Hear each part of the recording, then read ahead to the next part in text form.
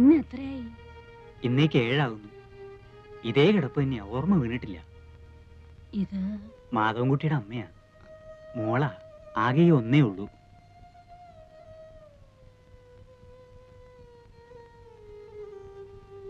വാ മോളെ.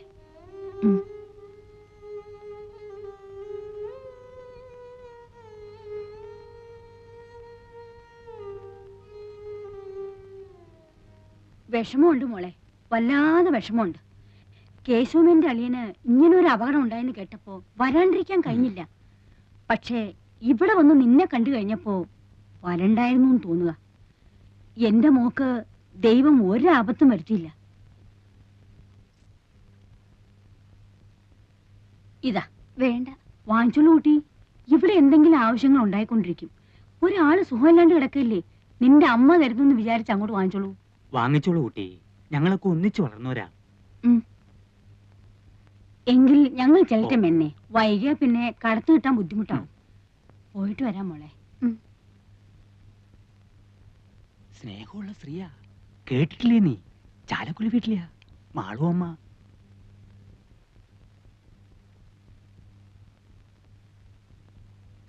എന്റെ അച്ഛൻ മരിച്ചപ്പോൾ അവർ വീണ്ടും വന്നു. അന്നും കുറച്ച് കാശ് എന്റെ കയ്യിൽ തന്നിട്ട് പോയി. പിന്നെയും അവർ വന്നു, പിന്നെയും 2-3 വട്ടം.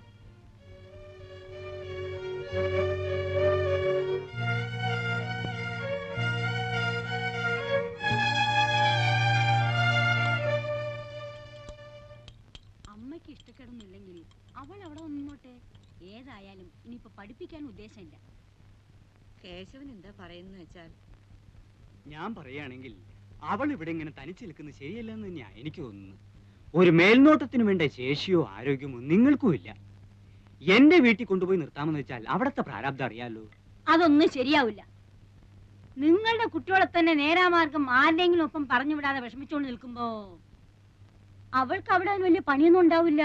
അടുക്കളയിൽ എന്തെങ്കിലും ഒരു കൈ സഹായിച്ചു കൊടുക്കുക, പിന്നെ വീട് അടിച്ചു തുടച്ച് വൃത്തിയാക്കി ഇടുക. എന്തെങ്കിലും ഒരു ശമ്പളം ഞാൻ തീരുമാനിച്ചു കൊടുക്കാം.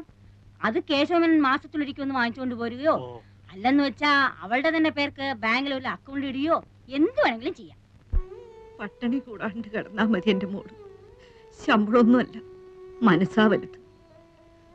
ആവശ്യങ്ങൾക്ക് ഉപകരിക്കാൻ ആളുണ്ടാവുക, അതാ വേണ്ടത്.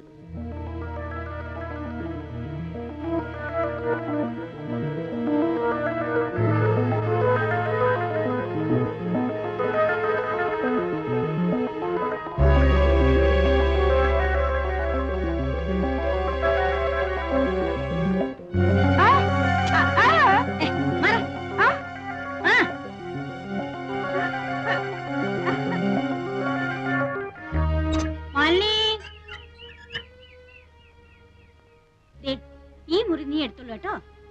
എന്താ, ഇഷ്ടായോ? ഇത്ര വലിയൊരു മുറി ഇവിടെ എല്ലാം വലുപ്പമുള്ള മുറികളേ ഉള്ളൂ.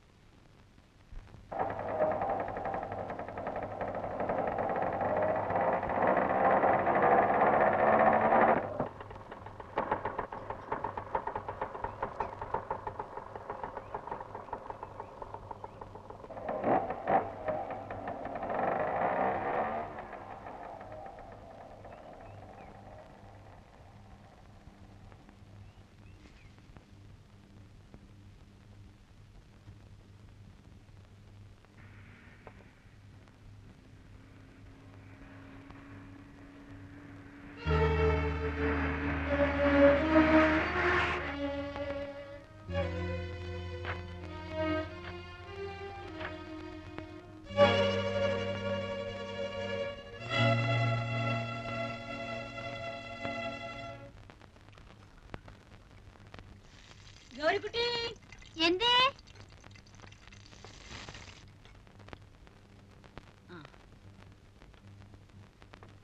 ഇങ്ങോട്ടൊരു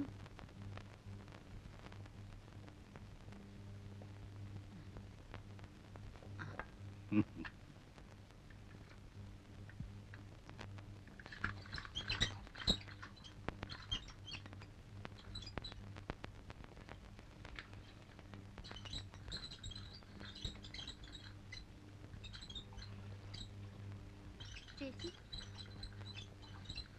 എന്തേ ഗൗരിക്കുട്ടി? പറഞ്ഞോളൂ. ചേച്ചി ചേച്ചി ഇവിടുത്തെയാണോ? എന്തേ? കുട്ടി ഇവിടുത്തെ അല്ലേ? അതുപോലെ ദേവകി ഇങ്ങോട്ട് വരൂ.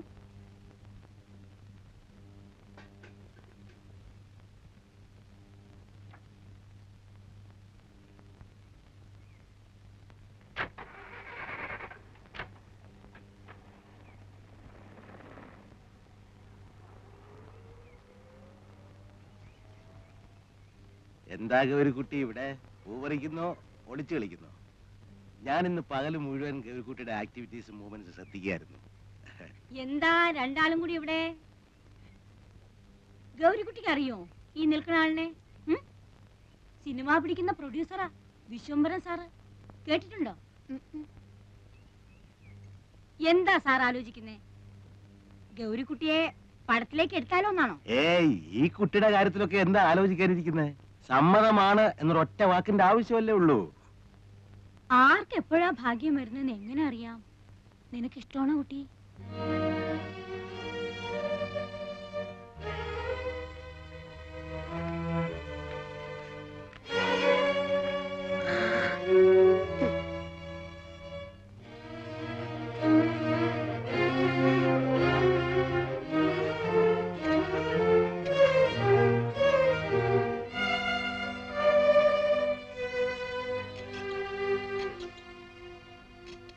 എനിക്കൊരു കാര്യം പറയാനുണ്ട്. എനിക്ക് എന്നെ വീട്ടിൽ കൊണ്ടാക്കണം. ആ, എനിക്ക് വീട്ടിൽ പോണം. എന്താ ഇപ്പൊ പെട്ടെന്ന്? ഒന്നുമില്ല, ഞാൻ വീട്ടിൽ പോയിക്കോളാം. എന്താ, നിന്നെ ഇവിടെ ആരെങ്കിലും തല്ലിയോ? പിടിച്ചു തിന്നാൻ വന്നോ? എന്താ ഇപ്പൊ? ഓടി പെണ്ണെ, വന്ന് കേറുന്നതിന് മുമ്പേ തിരിച്ചു പോണോ അത്രേ? ഉള്ള കുട്ടിയല്ലേ വീട് മാറി കിടന്നാ പേടി തോന്നാൻ.